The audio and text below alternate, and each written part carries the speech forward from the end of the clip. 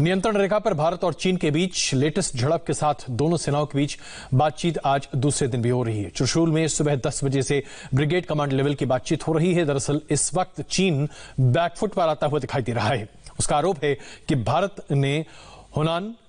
रेकिनला और black top area पर कब्जा कर लिया है, जबकि भारतीय सेना ने चीन से दो टूक कहा है कि उसने ये कदम चाइनीज घुसपैठ के रोकने के भविष्य की संभावनाओं के मद्देनजर उठाया है। मौजूदा हालात में चीन ने नियंत्रण रेखा पर अपनी डिप्लॉयमेंट बढ़ा दी है, तो भारतीय सेना भी पूरी ताकत और दमखम के साथ वहां पर चीन की हिमाकत का जवाब देने के लिए 24 घंटे तैयार है। इस बीच एक और बड़ी खबर आ रही है। अजीत डोभाल, राष्ट्रीय सुरक्षा सलाहकार, ने वरिष्ठ अधिकारियों से बातचीत की है, एलएसी पर हालात की समीक्षा ली है। सूत्रों के मुताबिक आज दिन में रक्षा मंत्री राजनाथ सिंह एक और हाई लेवल मीटिंग को संबोधित कर सकते हैं। रक्षा मंत्री राजनाथ सिंह ने रविवार को विदेश मंत्री, एनएसए और सीडीएस के साथ साथ सेना प्रमुखों के साथ बातचीत की थी और उसके बाद ही भारतीय सेना का एक अलग रवैया और रुख दिखाई दे रहा है। चीन का कहना है कि भारतीय सेना ने हेनॉन,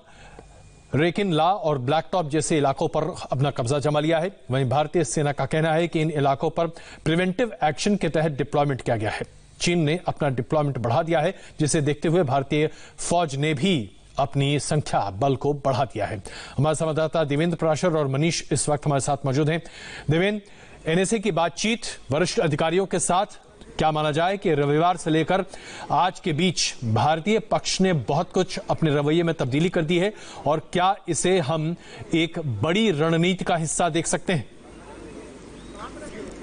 और निश्चित तौर पर एनएसए अजीत डोभाल की बात करें तो पूरे मामले को लेकर रिव्यू कर रहे हैं और पता है उन्हें, और भारत की सरकार ने इंडियन आर्मी को ये ऑलरेडी ये कमांड पहले दे रखा है कि ग्राउंड पे आपको जो भी ठीक लगता है वो आप करें, और उस माना यह जा रहा है कि सरकार के ऊपर भी कि उसी स्तर के तहत ये बहुत आवश्यक कार्रवाई थी, क्योंकि चीन की तरफ से जो डिप्लॉयमेंट बढ़ाने की कोशिश की जा रही थी, जो कुछ कंस्ट्रक्शन करने की कोशिश की जा रही थी, उनके भविष्य के मूव को देखते हुए ये बहुत जरूरी था कि उन्हें ब्लॉक किया जाए, और उसी लिहाज से इंडियन आर्मी ने वहाँ पे ब्लॉकेज किया है चाइनीज के लिए। हालांकि चीन का विदेश मंत्रालय चाहे जो कुछ भी कहे, आज का भी चीन के विदेश मंत्रालय के, चीन के यहाँ के एम्बेसी के बयान को अगर बात करें तो निश्चित तौर पे बहुत सारे आरोप लगाए गए हैं, लेकिन भारत लगातार उस बात को कहते रहा है कि ये चीन है जो कि यथास्थिति बदलने की कोशिश कर रहा है और हम सिर्फ उसे रोकने का काम कर रहे हैं। गलवान में भी वही हुआ था, अभी पैंगोंग पे भी अभी वही चीज हुआ है, और इसमें कोई बहुत ज्यादा परिवर्तन भारतीय रुख में नहीं हो सकता, क्योंकि भारत बार बार चीन को जो बात समझाने की कोशिश कर रहा है ये चीन को समझना होगा अब, क्योंकि विदेश मंत्रालय का आप देखें, विदेश मंत्री का बयान जो था कि 1962 के बाद से निश्चित तौर पे ये सबसे खराब स्थिति कह सकते हैं भारत और चीन के संबंधों में, और ये अब चाइना को समझना होगा कि इन संबंधों को आप बेहतर कैसे करें। चीन की तरफ से जो भी दावे किए जा रहे हैं उसके उलट भारत बार बार समझा रहा है और पूरी दुनिया को भी समझा रहा है, चाइना को भी समझा रहा है कि गलती आपकी तरफ से हुई है और पीछे आपको ही हटना होगा, और इसके लिए भारत की सरकार ने इंडियन आर्मी को ऑलरेडी कमांड दे रखा है कि ग्राउंड पे जो भी आवश्यक हो आप करें, उसी के तहत किया गया। जी मनीष, पुरानी कहावत है जैसे को तैसा, तो चीन को समझाने के लिए क्या भारतीय सेना ने चीन की सेना की ही भाषा का इस्तेमाल करना शुरू कर दिया है? जिस तरह से चीन ने हिंदुस्तान की सीमा में घुसपैठ कर कब्जा करने की कोशिश की, हम अब नियंत्रण रेखा के उस पार घुसकर चीन को यह बता रहे हैं कि या तो आप खाली करो, नहीं तो हम कब्जा करते हैं।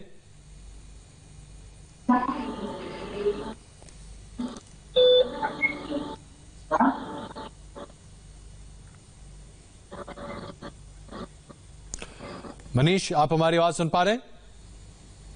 अजय जी, देखिए, आपको मैं पहले सबसे पहले बता दूं कि मिलिट्री एक्शन के साथ साथ डिप्लोमेटिक एक्शन लगातार जारी था और ये बात की जा रही थी, लेकिन बातचीत के बावजूद भी चीन जो है प्रेशर बिल्डअप कर रहा था, खासतौर पे कुछ एरियाज थे जिसमें पैंगोंगसो, गोगरा, गलवान और डेप्सांग का इलाका था। इसीलिए आपको मैं सीक्वेंस के तौर पर बता दूं, जिसे कहा जा रहा है चाइनीज पीएलए और साथ में चाइनीज स्पोक्सपर्सन के द्वारा कि जो हुनान एरिया है, हुनान कोस्ट और साथ में रेकिनला जो उनका मेन एरिया है, उस पर भारत ने कब्जा कर लिया है। दरअसल ये बिल्कुल सरे से खारिज करते हुए हम आपको बता दें कि भारतीय सेना के द्वारा औपचारिक तौर पर कहा गया कि हमने प्रीएम्प्टिव एक्शन किया है। प्रीएम्प्टिव एक्शन का मतलब बिल्कुल साफ है कि हमने देखा कि खतरा है, यानी चीन की तरफ से प्रेशर बिल्डअप किया जा रहा है, और जिस तरीके से फिगर 5 की पोजीशन पर आकर चीन फ्रेंडली वे में बैठ गया और फिर उसके बाद पीछे हटने का नाम नहीं ले रहा, स्टेटस को अप्रैल 2020 का चेंज कर रहा है, तो इसी वजह से हमने ये प्रीएम्प्टिव एक्शन लेते हुए तो आपको एरिया हम बता रहे हैं पैंगोंगसो के साउथ बैंक में। इसका मतलब ये है थाकुंग के बिल्कुल करीब ये एरिया है, और ये ब्लैक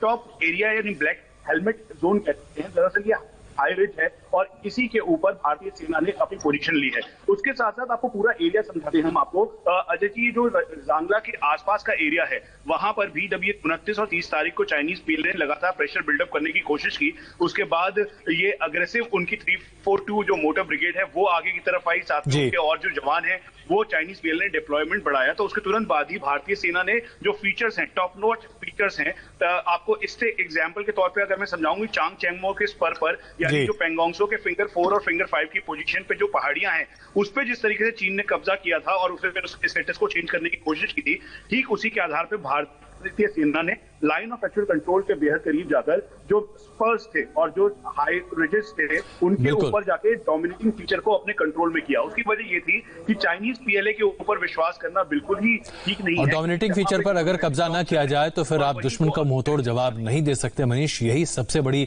युद्ध की रणनीति है जो कि हम करगिल से लेकर आज तक देखते चले आ रहे हैं। पहाड़ी क्षेत्रों में डोमिनेटिंग सेक्टर पर ही कब्जा अपने आप में बहुत काबिल और मायने रखता है।